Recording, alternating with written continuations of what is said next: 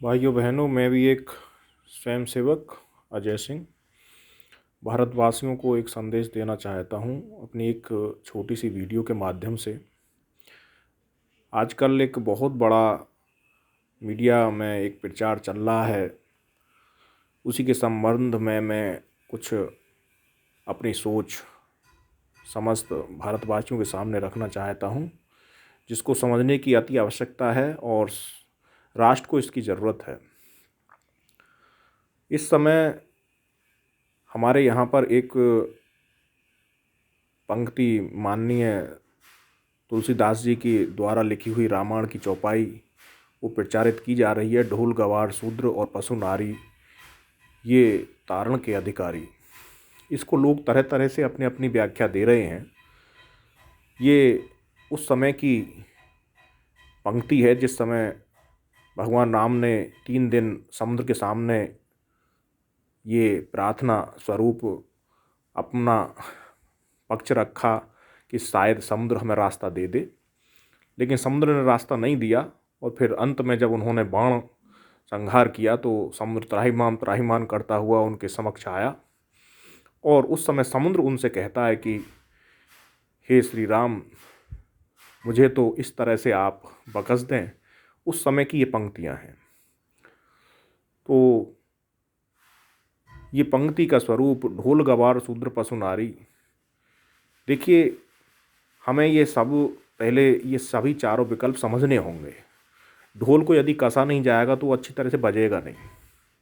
गंवार पशु को यदि आप खुला छोड़ देंगे तो वो पता नहीं कितने लोगों को गंवार बना देगा और कितना नुकसान पहुंचा देगा, इसलिए उसको भी कसना जरूरी है।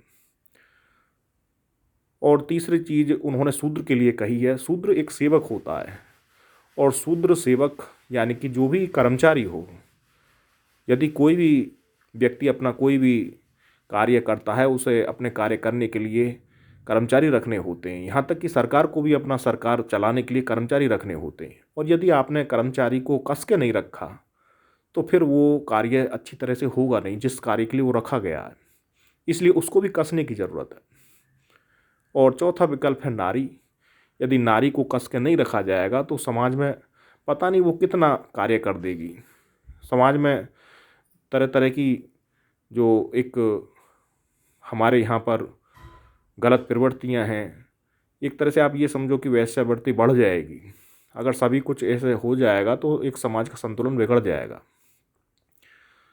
नारी को हमारे प्रकृति ने बराबर का अधिकार दिया है और 46 क्रोमोसोम ही मानव को दिए हैं, 46 ही आपके फीमेल को दिए हैं, किसी में भी एक कम नहीं है। तो हम नारी को भी बराबरी का दर्जा देने वाले लोग हैं। भारतीय संस्कृति में उनका मान हमेशा सम्मान के साथ लिया गया है। लेकिन यहाँ पर केवल हमारा कार्य सही हो, तो इसलिए उस पंक्ति को दोहराया गया है। उसको कसने के लिए प्रेरित जो किया है माननीय तुलसीदास जी ने, वो केवल इसलिए किया है कि भाई वो कार्य सही हो, इसलिए उसे कसने के लिए बोला है। ताड़न के अधिकारी यानी कि उनको कस के रखा जाए। और इसका तरह तरह से लोग अपना अपना व्याख्या दे रहे हैं। कोई कह रहा है कि साहब तुम तो शूद्रों का अपमान कर रहे हो। अरे शूद्र को पहले समझो तो सही कि शूद्र है कौन। शूद्र सेवक होता है और सेवक मीन्स कर्मचारी। ये है शूद्र की परिभाषा। हमारे यहाँ 4 वर्ण थे, ब्राह्मण क्षत्रिय शूद्र वैश्य, तो वो ऐसे ही नहीं थे। उसकी भी मैं अभी एक अगली में वीडियो बनाऊंगा कि वो चारों वर्ण किस तरह से राष्ट्र के लिए कार्य करते हैं, उन चारों का क्या रोल है। पहले इस जो ये पंक्ति थी इसी को समझना बहुत ज़रूरी है। और मेरी समस्त भारतवासियों से अपील है कि इसको समझें और इसका दुष्प्रचार ना करें। माननीय तुलसीदास जी का अपमान ना करें। उन्होंने ये पंक्ति किसी का अपमान करने के लिए नहीं बल्कि ज्ञान देने के लिए कही, लिखी, और ये समुद्र के द्वारा कही गई पंक्ति है। तो भारत माता की जय। मैं अगली वीडियो भी अभी देता हूँ। भारत माता की जय।